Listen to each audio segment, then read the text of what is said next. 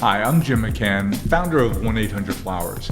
We created this podcast to share the wonderful people we get to interact with, we get to meet, we get to know, and most importantly, get to learn from. So I invite you to join us on this journey here on the Celebrations Chatter podcast. Here today with a friend that's of new making. Frank Morano is a media personality, radio and podcast host, a man about town in the New York area, the favorite son, we're told, of Staten Island, and someone I've gotten to know in the last several months. And I've known of him, and I'm a listener of his. But having to get to know you, Frank, in the last few months has been really a treat. How are you today?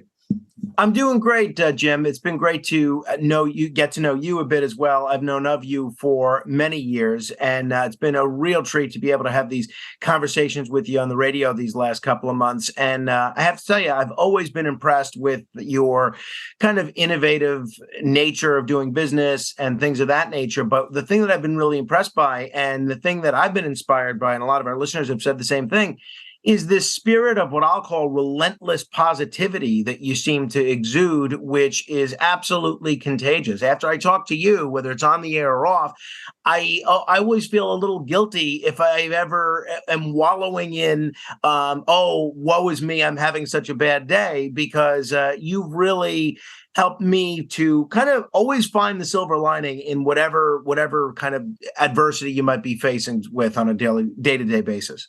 It's nice of you to say, Frank, but the truth be told, because of the work I get to do here at Flowers and elsewhere, I get to work with some really talented, thoughtful people, especially a group that we call our Celebrations Connectivity Council.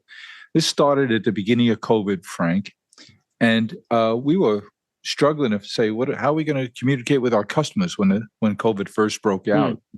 And a young lady I worked with who preceded Lisa, who you know is my producer, but moving on to run bigger and better things here at Flowers, she suggested, well, Jim, why don't you just write a letter telling people what's going on, how we're responding to this, and just put it out there. And so we did that in March of 20.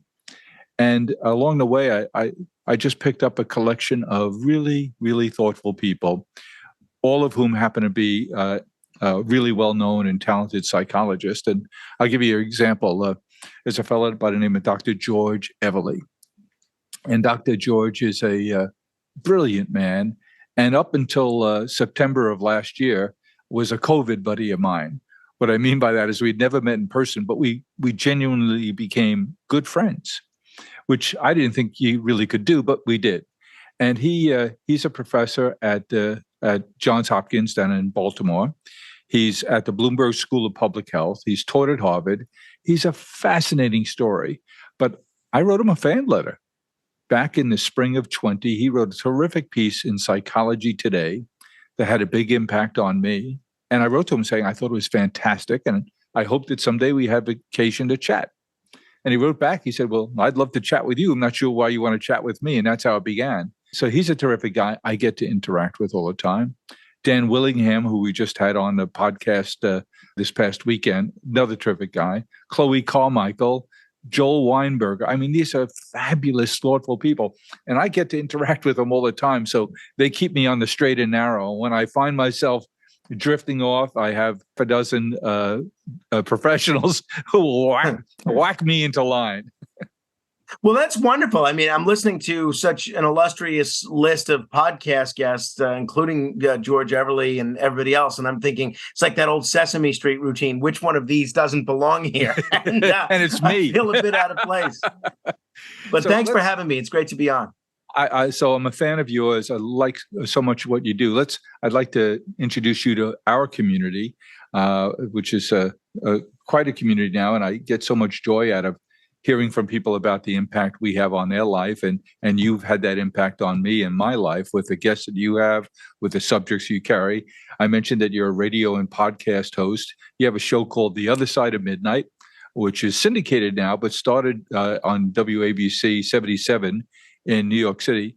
Frank, when did you start that show? So I have been doing radio for a while now, and I had been doing my own program on another station on a weekly basis while I was producing another show. But I started The Other Side of Midnight in a daily overnight format in September of 2020.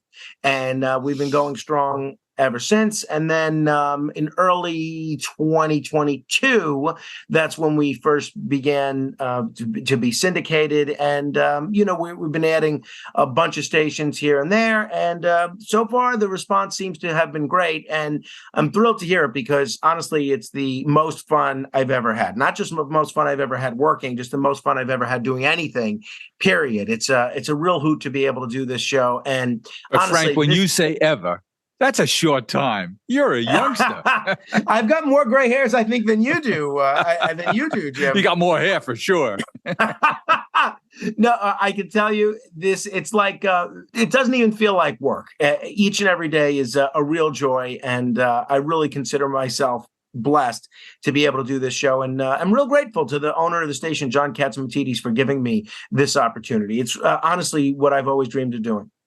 And indeed, I can tell from your career, I've come across you before when you were producing other shows for people I like a whole lot too. But born in Staten Island, almost 40 years ago. The thing with Staten Island is most people that live out here moved here from somewhere else, right? Brooklyn. Then you have people that were born here like I was, and then as soon as they were old enough to move elsewhere, they moved elsewhere, sometimes to Brooklyn, sometimes to New Jersey, sometimes Pennsylvania, sometimes to Manhattan, wherever. And then you have folks that were born here, whose parents were born here and grandparents were born here. And then there's me, the only, or if not literally the only, statistically close to the only, first generation native Staten Islander who has chosen to remain on Staten Island. But I love Staten Island. I think it's a great community. And I think, it gets a little bit of a bad rap in terms of reputation, in terms of the media, even in terms of how it's spoken about by folks that live here and grew up here. I love it. I think it's one of the greatest communities in America. I opened my first flower shop in 1976 in Manhattan. Second one I opened was in Staten Island. Oh, you're kidding. I had no idea. Where on Staten Island was it? Richmond Avenue, New Springville. Ah, okay. That's right by the mall. It's right near where we used to live, our old apartment. So it's a great neighborhood and some of the best bagels in New York City. That's for sure. And the locals, especially the multi-generational locals, are still cursing that darn bridge. That's for sure. That's for sure. For those not from the area, in 1964, I think it was, they built the Verrazano Bridge, which connected Staten Island to the mainland of Long Island to Brooklyn, and Staten Island's never been the same. That's for sure. But it's interesting.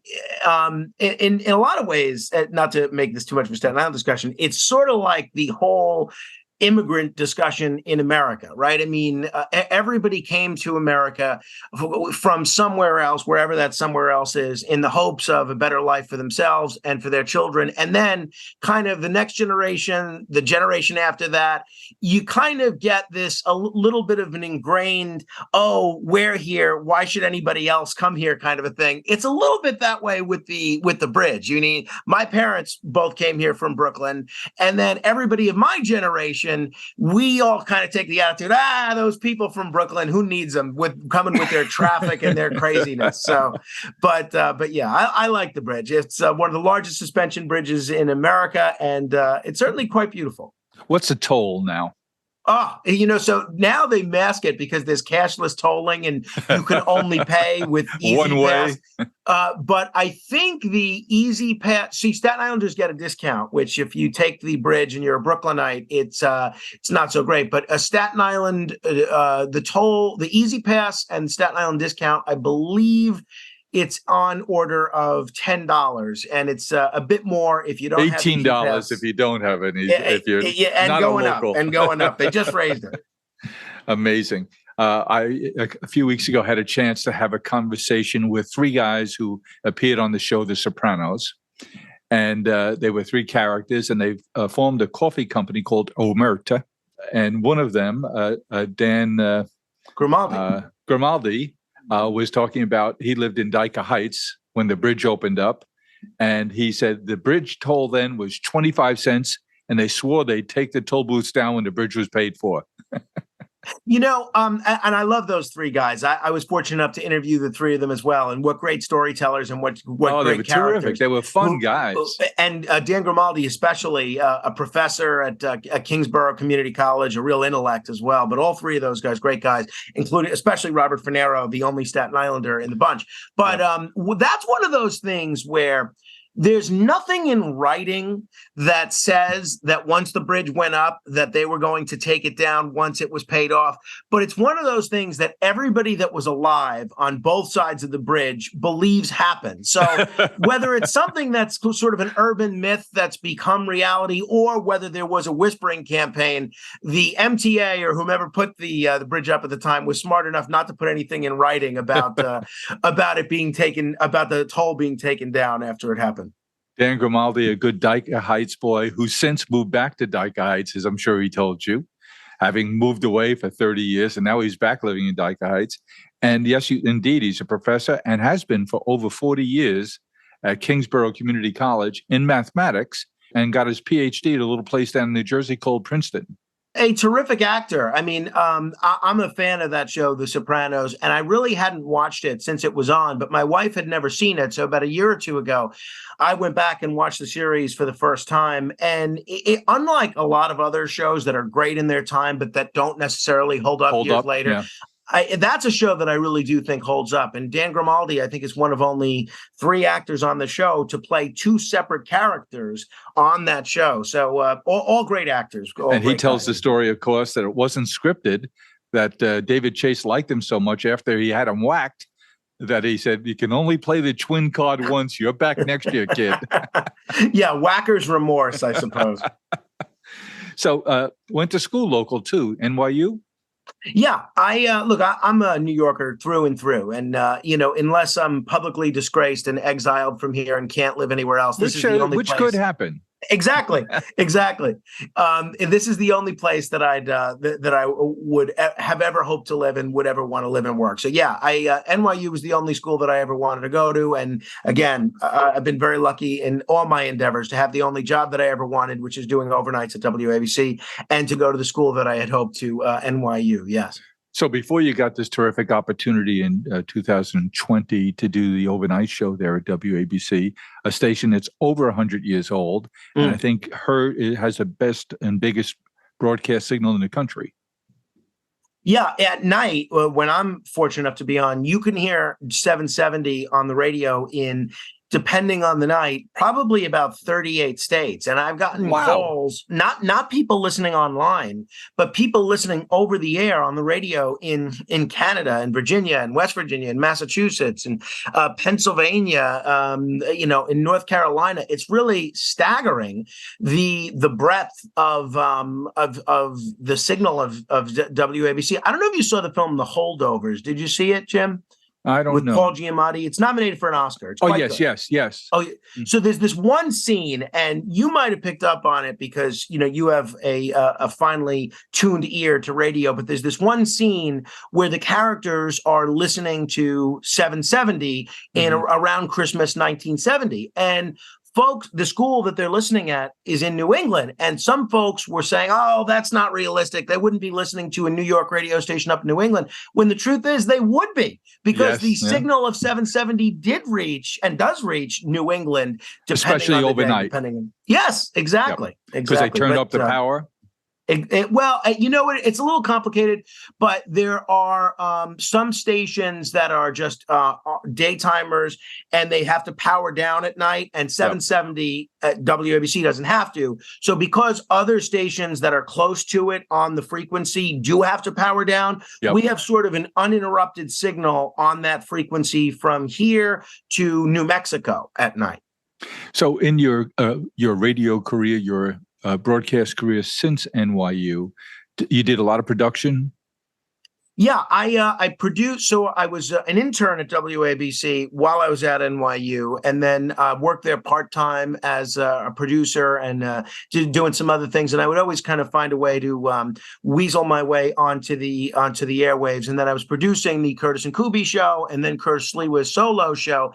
And then when Curtis left WABC in 2009 and went to another radio station, 970, I had an offer to stay at 770, but I felt a great deal of loyalty to Curtis because he had kind of shown me the ropes in terms of radio. So I went with him to 970 and produced that show for about 4 years. And that's where I had the opportunity to first start doing my own show at the prime time hour of Monday mornings from 2 a.m. to 4 a.m., which was a lot of fun. A killer time slot. Exactly. It's a killer on the person doing it, maybe even on the person listening.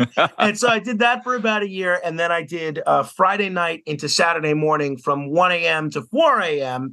And my thinking was, okay, at a time when maybe more people are awake and getting more airtime. And then for the last few years that I was there, I was doing Sunday mornings from 4 a.m. to 8:30, which was, I think I did that for about 5 or 6 years. And then I was also, after Curtis went back to 770, I stayed at 970. In addition to doing my show, I was producing the Joe Piscopo show. I produced John Gambling's show when he came back to 970, yep. And John Katzimatidis' show, which was a great partnership and gave John and I an opportunity to know one another as radio people a bit more. And I think played a role in John's decision to bring me over to 770. Well, a smart move on his part and a good move for all of us who are listeners. Well, tell me about the uniqueness of doing an overnight show. I'm thinking about, Frank, what kind of relationship do you develop with your audience? It seems to me you really do develop a relationship, that these people get to know you. A friend of mine, a guy I admire a great deal, is Bob Pittman. And Bob is the CEO of iHeartMedia. And he and I were together last month in Florida. We were chatting about a few things, talking a lot about radio and his company. And he talked about how it really is intimate, that people really do have a relationship with the host. He said, everyone thought streaming would put us out of business because it wasn't interrupted by personalities and hosts and things. But it turns out people really want that. And they want that feeling of shared listening, of shared community. Tell me about your audience and how it's been developing over these almost certainly 3.5 years you've been doing it. So I think there's a few things that make radio unique, and then there's a few things that make overnight radio even more unique. Now, when it comes to a radio, you said it. I mean, the key word is intimacy. They have you, meaning the person on the radio, with them. The person listening has you with them at a time when they'd never, ever have another person. They have you with them while they're, on the going to the bathroom in the middle of the night, while they're under the covers struggling to try to sleep, while they're alone in their car, when they're working out, at these moments that never, ever think of sharing with another human being, even a family member or a spouse, you're with them. And because of that, you develop a relationship with them that's almost familial. And I feel that way even if I've never met them. And it's reflected in the kind of letters that I get, the kind of emails that I get, the kind of phone calls that I get. And I was walking on the street a few months ago, and someone stopped me. I was talking to my sister. I was walking with her, and someone stopped me. And the person asked, "Are you on the radio?" I said, "Yes, hi." And she said, "Oh, are you Frank Morano?" I said, "Yeah." And she said, "You don't know me. We've never spoken, but I really want to thank you. You've helped get me through so many difficult times. I've had a really tough year or two." And she cited a couple of the reasons she's had a tough time. And she said, "Without you, I'm not sure what I do." And it really meant so much to me that me just largely having fun and trying to do the best that I can on the radio helped make someone's life a little bit easier. And it really was so nice to hear that. And I tried to give her a hug, but she was, an Orthodox Jewish woman. And I forgot that, they don't necessarily do the hugging. They're not big on huggers. Exactly. So I was a little embarrassed. But when it comes to overnight in general, one of the things I love about it is, and I've worked in a lot of other day parts as a producer and filling in on for other hosts, is It really gives you an opportunity to have the time necessary to tell a story that can go on for a bit, to do an interview that can go on for a bit. If someone's listening to you in morning drive, they have maybe 12 minutes to listen to you in between dropping off the kids and 9 other things going on. Exactly. Right. So you can't really do a 45-minute interview with someone who's really interesting in morning drive because folks don't have the time to listen for 45 uninterrupted minutes. Sure. So for me, overnight radio is sort of the best of podcasting, the best of radio listening, and, not having 50 or 60 other people in the office at that time, it actually gives you an opportunity to get stuff done and not walk down the hallway and be distracted by someone who grabs you. Hey, Frank, can I talk to you about this? Hey, Frank, can I talk to you about that? So I love it. A lot of people view overnight radio, including colleagues of mine, friends of mine, as a burden, as something that's kind of a bottom rung on a ladder that they want to climb in the radio business. I don't view that that way at all. Honestly, this is the job that I'd love to have forever. So, but it does have consequences in terms of your social life, your family life, your body clock, how you have relationships with friends. Talk to me about how you think through those things. You already said you love it and you want to do this forever, but how do you think about and how have you handled consequences? Well, look, it is a challenge. I'm not going to beat around the bush. I'm very lucky to have a wife, my wife, Rachel, who's incredibly supportive when it comes to everything that I have to do at night, which is very challenging. Is she a native of the island of Staten? No, I recruited her. She's one of your people. She's a Long Islander. And okay. It's very difficult on her because if our son Carmine, who's 2 years old, is sick at night or needs some attention during the night, there's no switching. There's no, I'll take today, you take tomorrow. It's all her during the day. And she's also very patient. Because you do the show in the studio. Right, exactly. But she's also very patient. The studio is not in your home. No, it's not. No, I go into Midtown, but that is one of the other benefits of nighttime commuting is whereas this would take me 2 hours during the day, I'm in to Midtown without speeding in about 45 minutes, which is nice. But look, I try to make my relationships, both familial and platonic, a priority, particularly on the weekends. And you try to, make time where you can to see the people that you need to see and to maintain relationships, however they get maintained through email communication, telephone communication, texting, and in person whenever you can. But honestly, but for having such a supportive wife, I couldn't do it. It's critically important. But let's turn to the part you touched on there, which is something I'm keenly interested in and have trying to learn a lot more about and have invested some time with our podcast to cover it, which is the importance for us as men to have adult male relationships. That is not just another couple or couples that you get out to dinner with once in a while, but guys you can call up and have a chat with. Guy you can say, hey, can you meet me for a beer after work? There's something I need to talk to you about. Or I got some good news, I got some bad news, and I want to share it with you. I think that's critically important. I think at these times of real challenges to our mental health, I think it's really, really critical. And it's different at different life stages. And you're a young guy, and especially with Carmine now 2 years old, it'll impact who your friends are. So yes, you're lucky enough to live where you grew up. So I'm sure you have a good community of male friends from growing up and going to school and all the things you've done socially there. But as Carmine starts school, that'll start to change your network of friends. As his activities go on, it begins to change as your career evolves and change. And especially with you working the overnight shift, that's going to impact who your friends are. How do you think about that? What do you do overtly to make sure you maintain a good, small, if not small, group of friends? It's such a good question. One, a lot of the people that I grew up with, as I mentioned earlier, and this is true of a lot of folks in Staten Island that grew up here in general, a lot of them moved away. So it's not as if necessarily all the folks that I went to, high school and junior high school with or within a stone's throw. We're very fortunate to have great neighbors. And, I've been reading a lot, and this is a subject that we've explored on the radio a bit, about the decline of people having relationships with their neighbors. And I think that is so unfortunate. One, because I actually saw a serious article that shows that people that have relationships with their neighbors are more likely to live. And it makes sense because if there's a natural disaster or some sort of unfortunate incident, your neighbors are the first group of folks that end up checking up on you. But I think it really provides such a built-in social fabric, social dynamic. If you find yourself with an unexpected 45 minutes free on a Friday afternoon or Saturday midday, you can kind of shout across the street to your neighbor, hey, do you want to come over for a cup of coffee? Do you want to grab a cigar? Do you want a glass of wine? Yep. And it's so important to have that built in.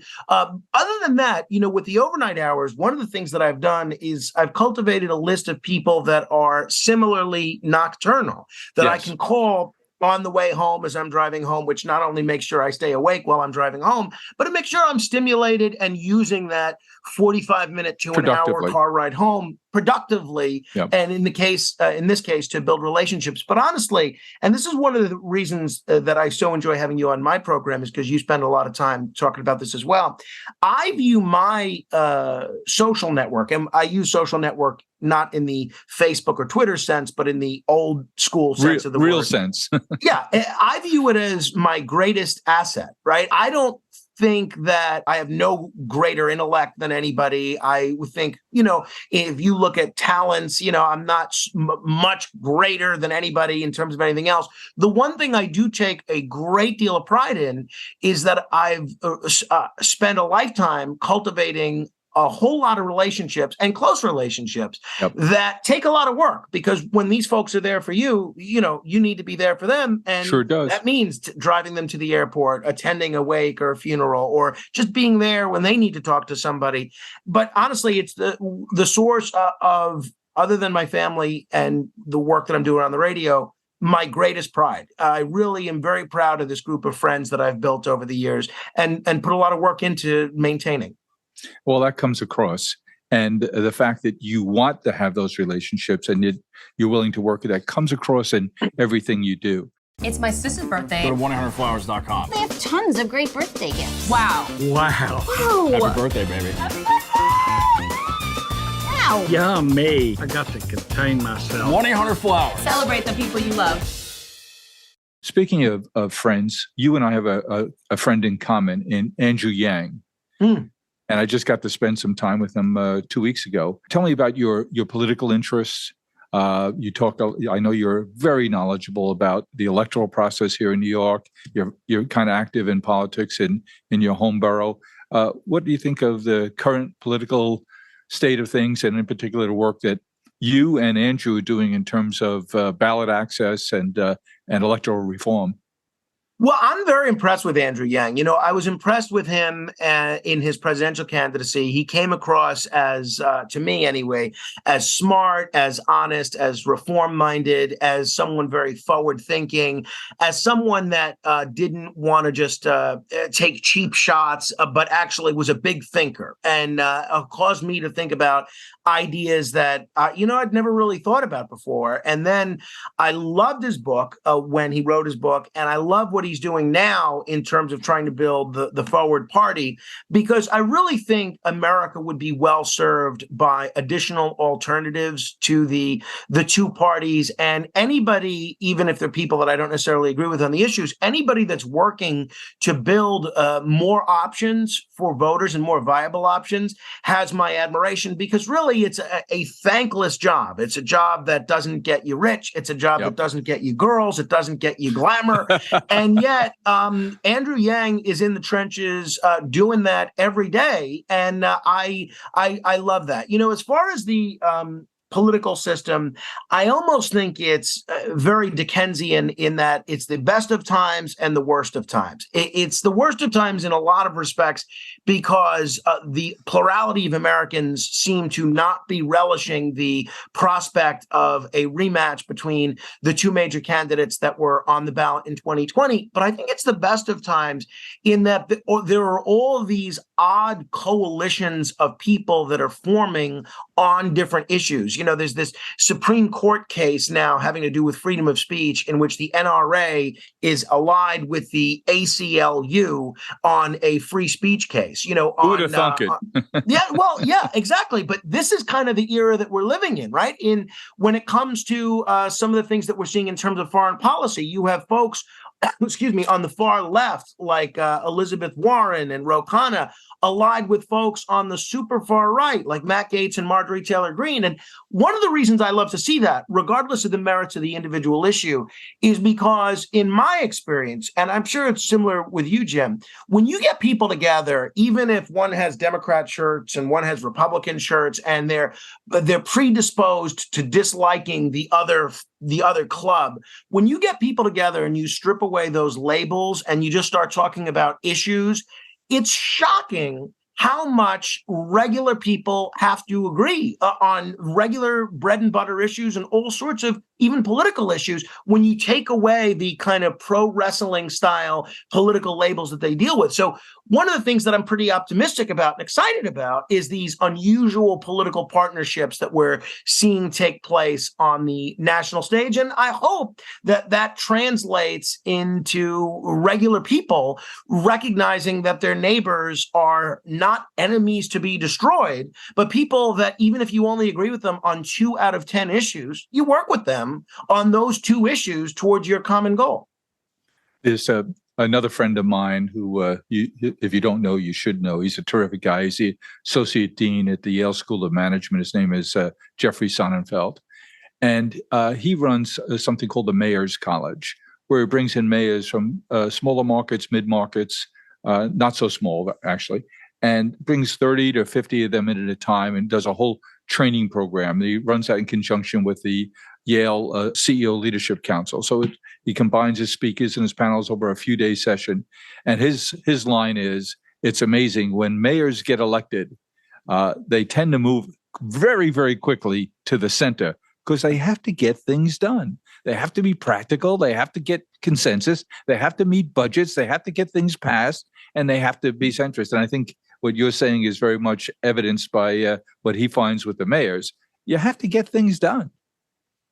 I'm familiar with Professor Sonnenfeld, and I'd love to get to know him, but that's so interesting. And just given my experience observing effective mayors in New York and not so effective mayors in New York, it's not at all a surprise to me to hear that observation, because, you find when the rubber meets the road and you need fires put out, garbage picked up, and the snow plowed, that in a hurry, a lot of those ideological wishes kind of get put on the side. And I just wish that was a mentality that was present, not only at more levels of government, but more levels of the populace, because I think that's really the most important thing here, right? I mean, I cringe when I hear, say, Republicans rooting against a Democratic president or Democrats rooting against a Republican president, rooting for that person to fail, because all I'm thinking is, well, if he fails, we all fail.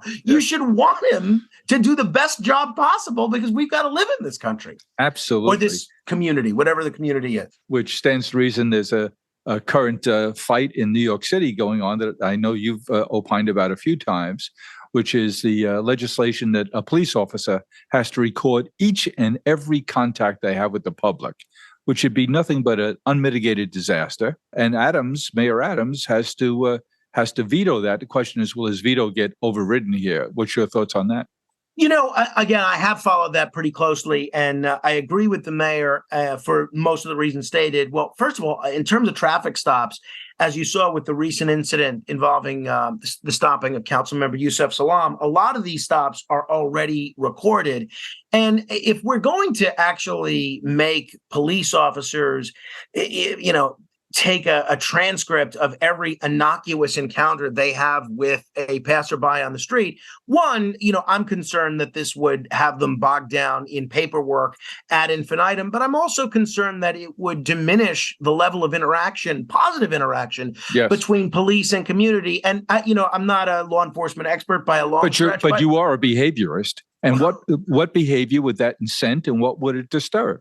I think it would disincentivize just talking to anybody, right? Yes. And that's what we want to encourage more of. So I was glad the mayor vetoed it. Unfortunately, it's looking like the city council is going to override it. The other area, and I'm not a lock them up, throw away the key type of person. I'm all for various aspects of criminal justice reform. And I thought what President Trump did with the First Step Act was one of his greatest accomplishments. But what they did in terms of criminalizing solitary confinement, I really think that takes away such a potent tool from New York City corrections officers in terms of discipline, because as almost every correction officer who's been at Rikers or the Tombs will tell you, is most of the inmates at these places, they're not problem inmates. There's only a handful that create a problem for everybody. And to deny them the opportunity to isolate them, I think is inviting a problem, not just for correction officers in terms of violence and who knows whatever else, but in terms of the other inmates. So I think that was a big mistake. And, the mayor, to his credit, invited the council members to go on a ride along with him so that they could see the job that the police officers have. I thought that was a great idea. I wish he would take that a step further and also invite them each to spend a day at Rikers and observe what the correction officers go through and see what it would be like if they didn't have that tool of punitive segregation. I wonder how many would take him up on that, seeing as only 6 have done the ride along. Right. Exactly. Yeah. You scratch your head and you shake your head and laugh to keep from crying. It's one of those things that I don't think where you stand on everything obviously depends on where you sit. But I think if more people got to see New York through the eyes of a police officer or a correction officer, it would alter the way that they legislate, at least in the city council. Let's take a look at another side of your industry, the whole media industry. Certainly, you're in a part that's changed a lot in the almost 20 years that you've been involved in it, and continues to change. And I'm not quite sure where the broadcast part of the industry goes. And there was a threat this year that John Katamasides responded to quite effectively in an organized way. That is, automakers were going to eliminate AM radio in automobiles that they manufactured. And that seems to have been beaten back because that would have been devastating for a whole lot of us who enjoy and appreciate AM radio. And AM radio is primarily talk radio and sports radio. And I know you're a sports fan of the first order. You have the bad judgment, as I do, to be a Mets fan. And a publication you've consumed a good part of your life is on the verge of going away in Sports Illustrated. What's going on there?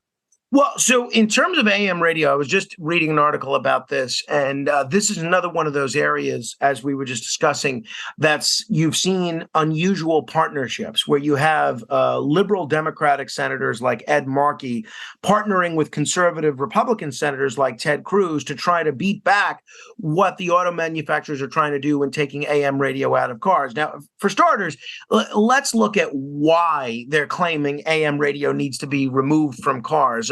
Tesla and other digital auto manufacturers or electric auto manufacturers, they're claiming that the battery leads to some sort of interference that makes AM radio more difficult. But the early models of Tesla all had AM radio with no problem. So it tells me that there's something. What's the motivation there? I don't know, but it's something else. I think it might be a function of the auto manufacturers. They want to sell things you have to subscribe to. I think that's a big part of it. And I think they're getting paid by the satellite radio companies to give people this subscription, at least a limited time offer for the subscription for satellite radio in the cars, and the folks that are responsible for things like Spotify and these other streaming entertainment services. And I think, if the choice is, do we not get paid by AM radio station owners, and we do get paid by the satellite radio companies and the streaming companies, what are we going to push folks to? And I think that's a part of it. But it's so much more than just wanting to get news content, talk content, and sports content. AM radio is really such a vital lifeline in the event of a national emergency. I was on the air in the aftermath of Hurricane Sandy when everybody was without power in our area. And a lot of folks didn't have television. They weren't able to get their phones working. They weren't able to have cable. And we stayed on the air day and night with a generator that we all had to take turns going out to the parking lot to pour gasoline in. Yep. And so many folks wrote to me in the aftermath of that and said, this was the first time I'd listened to AM radio in literally years, but thank God you were there, because but for your broadcast, we would have no idea what was happening, of either what the weather was, when the power was going to come back on, who to reach out to in terms of needing help for certain things, where to get gasoline at the few gas stations that were open. And I just shudder to think what happens when there's a next natural disaster, which inevitably there always will be, and people don't have AM radio to rely upon, and the only thing that they're able to rely upon is an internet connection when their internet is down. So I think it's a vital public service, and hats off to not only John Catsimatidis, but people on both sides of the aisle that are working hard to preserve this in cars. And Sports Illustrated? Oh, so Sports Illustrated, that's a trickier proposition. I think some of the damage some of the pain that they've experienced recently is partially self-inflicted, with trying to pass off AI-generated articles as actually written by people. That was an embarrassing moment. I don't know where they go. I had Carol Alt on the radio recently, who'd been on the cover of Sports Illustrated multiple times, the swimsuit edition, and she thinks that there's something unique about the swimsuit edition that will enable it to survive. Sports Illustrated as a magazine, I haven't looked at it. I'll have to research that. Yeah, I think you will have to the benefit of your audience. But I think Sports Illustrated as a brand is really still something that resonates with a lot of people. And it's something that I think can survive. I think it's going to have to be reimagined, kind of like the way, you talked about Bob Pittman and what he's done at iHeart. Really what he's done with a lot of his stations is maintain the best of old school radio tactics and what old school radio does, combining it with things like the iHeart app and all sorts of things that make the content that they were already producing accessible to a digital audience. I'm not sure Sports Illustrated has done that to the extent that they need to, but on that one, I don't know. I don't know what the future holds for them and for that model in general. And the lady that I'm a fan of that runs Cumulus, who used to own WABC, doing great things in terms of content and different kinds of very creative programming with their nationally syndicated programming arm at Westwood One. So you see good innovation, creating listeners, creating followers. And I think they're doing what you're doing on a local and now national scale at WABC. That's where you see the success. And you're right, Sports Illustrated just hasn't done that. But you're right. I think Carol is correct that that's a unique proposition, and that will have an owner someday, some way. But it seems very dark at the moment for them. We'll see what happens. I'm wishing everybody the best. The more media outlets there are, the more places that there are for folks to work, which I'm all for. Tell me, Frank, we talked about Andrew Yang. We talked about some of the things that are going on in law enforcement. I, of course, went to school in Manhattan, too. You were downtown. I was midtown, of course. And I went to John Jay College of Criminal Justice. People don't realize that Manhattan, New York City, is a college town. The number of colleges, the number of universities, downtown NYU, fantastic school. My middle child, my oldest son, James, graduated from NYU, Columbia Uptown, John Jay, all the city universities. It's just an enormous, enormous community of colleges and students. Yeah, that's a great observation. Yeah, whether it's Hunter, whether it's Columbia, whether it's New York Law School, whether it's Borough of Manhattan Community College, you're right. And now you have a Cornell Tech campus out on Roosevelt Island and all of Bloomberg's efforts there. And I think it's part of what gives Manhattan its really special energy, right? Because when you go to a college town, there's an energy that the young people bring with them. And Manhattan, because there are so many colleges, it's like that all the time. And I think it's one of the reasons it was such a shame for all these communities, but even New York, during the lockdowns in the aftermath of the COVID pandemic, to have everybody pursue this schooling from home and Zoom university kind of thing. Because in addition to, I think, depriving the college students of the totality of a college experience, it really was a kick in the gut to a lot of these communities that rely on these college students not only to patronize the local restaurants and shops and cultural institutions, but to give that kind of buzz, that kind of energy on the street that these communities rely on. And I'm glad that for the most part, things seem to be back to normal. It'll never be the same normal, though. The toothpaste never goes completely back in a tube. And you're seeing differences. I just worry. There's a lady by the name of Sarah Feinberg, who's a friend of ours, and I just admire her a great deal. And she was the interim president of the MTA for a couple of years under Andrew Cuomo when COVID struck. And I remember early on asking Sarah, I said, Sarah, if we don't go back to the office 5 days a week for the 20% of us, by the way, not 100%, but for the 20% of us who can work in an office and don't need to go to work like our FedEx drivers do every day and our logistics people who do have to go to work. I said, what'll be the impact on the MTA budget if, say, we only went back 4 days a week? And she said that would be a $7 billion kick in the head. Obviously, I don't think we're back 4 days, those office workers, and it's something less than that. And yeah, I think it's returning. I think we're creeping back, but it's taking a long time. And I wonder, can we assume that our MTA can run on a fare-based system? Certainly the fares have gone up, but you know and I know that a big percentage of the population aren't paying their fares, and doesn't seem much people can do about it. It's such a good point. And there has been an increased police presence on subways over the last year or so, and it has led to not only more arrests for things like fare evasion, but greater gun confiscations and other crimes that could potentially have been prevented and have been prevented just because of the presence of police on the subways. And I take mass transit pretty regularly. But when it comes to fare evasion, this is one of the most short-sighted things that not only local prosecutors, but the police department, particularly in the previous administration, have undergone in terms of overlooking. And I understand where they're coming from. You don't want to give someone a criminal record because they don't have the $2 and change to hop on the subway. I get that. But it really is so short-sighted because there's $1 billion shortfall in terms of people not being able to, in the MTA not being able to pay its bills. And that's a shortfall that's made up elsewhere, either through direct subsidies from the taxpayers or now what they're trying to do in terms of implementing congestion pricing. So to me, it's such a bad look for the MTA to cry poverty on the one hand and say, we need to charge people for the privilege of driving within their own city to get to work.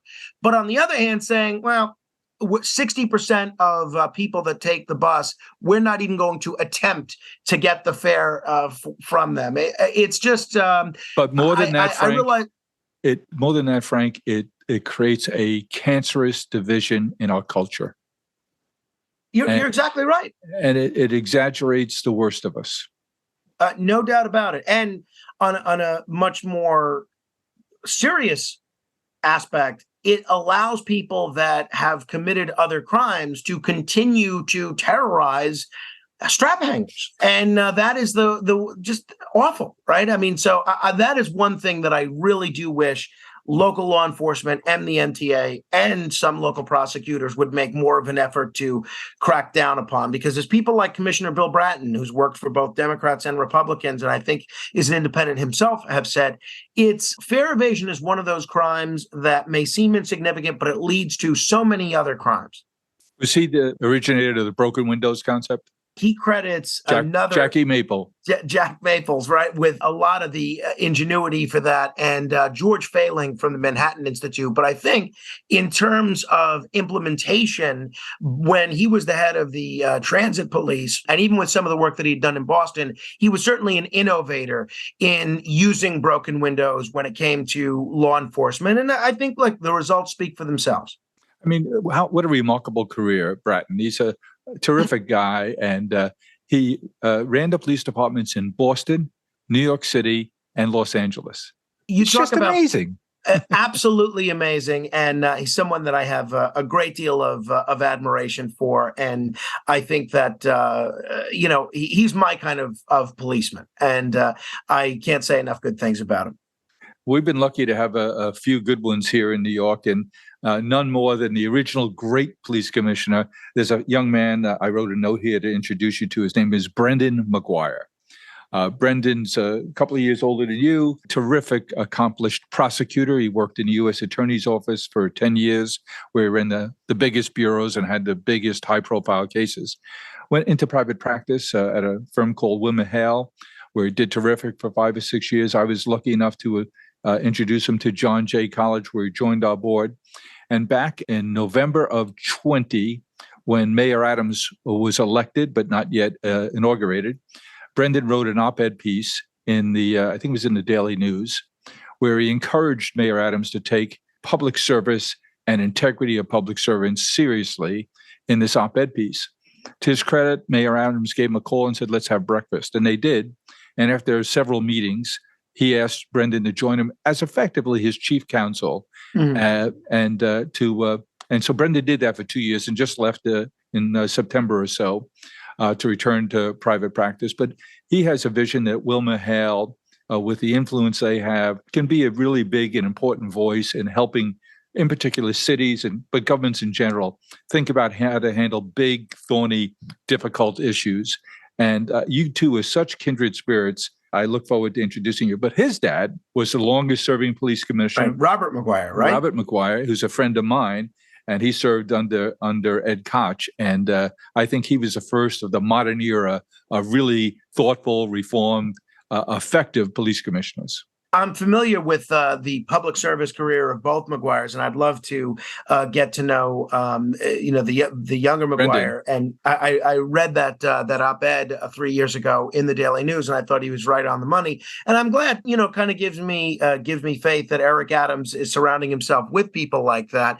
I give Mike Bloomberg a lot of credit for bringing Robert McGuire back, I think as either DOI commissioner or maybe on the Charter Revision Commission, or maybe both, because you talk about a family that not only has a great deal of intellect about how law enforcement works and city government works, but a great deal of passion for public service. And I am a McGuire fan through and through.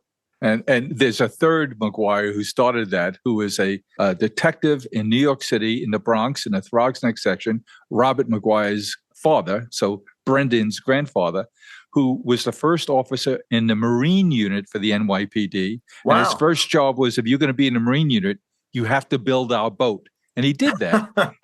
They're up there at City Island, and he built the first police boat, which he then was the first officer in. That's great. I didn't know that. That's wild. So speaking of great public servants and great people of local and national influence, tell me about your conversations with RFK Jr. Well, I really am impressed with Robert Kennedy Jr. I have to tell you, I try not to do this, but I try never to prejudge people based on what I've heard about them. But he is someone that, based on their portrayal of them in the media, that I always thought was a little bit of a nut, that I always thought was an anti-vaxxer and was part of the problem and was leading to things like, an uptick in measles and sowing disinformation. And it took me not long at all in talking with him and asking him very tough questions. And, I'm not rude to anybody, but very challenging questions about the vaccine issue and other things, that I came to the conclusion that wasn't the case at all. And when he first started running for president, I asked, I said, there's a lot of things about you that I really like, but you've become so associated with this anti-vaccine issue. Can people, and I was vaccinated for COVID, can people like me who are vaccinated vote for you? Is there enough to like about you for folks to overlook that? And basically what he said was, he said, absolutely. He said, look, my wife is vaccinated. Half my children are vaccinated. I'm not telling anybody to get vaccinated. Basically, I'm just saying two things. One, people should have a choice and not be prohibited from going into a restaurant or a public space if they don't. No, right, exactly. If they don't want to get vaccinated or if they want to make a different choice. And I'm also saying that vaccines should have to go through the same sort of clinical trials and safety precautions that every other medication should have. And you know what? Honestly, I found it pretty difficult to argue with. So I've been really impressed with him. Even in areas where we disagree, I find him really honest, a real crusader for things like free speech and issues that I care about. And I find him kind of like Andrew Yang, another guy that doesn't seem to be bogged down with trying to play the political game of go along to get along or trashing someone if it means an easy headline. He seems like a big thinker, a very serious guy. And, I don't know what's going to happen with his presidential candidacy, but I'm glad that he's running because I think he's raising a lot of issues that would have otherwise been ignored but for his candidacy. I had the exact same impression of him as a result of the media that I consume. And I had the same transformation about giving him a fair listen, frankly, as a result of the work that you've done with him and sharing your conversations with us. It's amazing. I had the exact same impression and have now done a little redo in terms of how I think RFK Jr. And I use that just as a reminder to me not to prejudge people based on the impression that the media cultivates of them, because so often it's inaccurate. I've covered a lot of trials over the years, criminal trials mostly, but a couple of civil trials.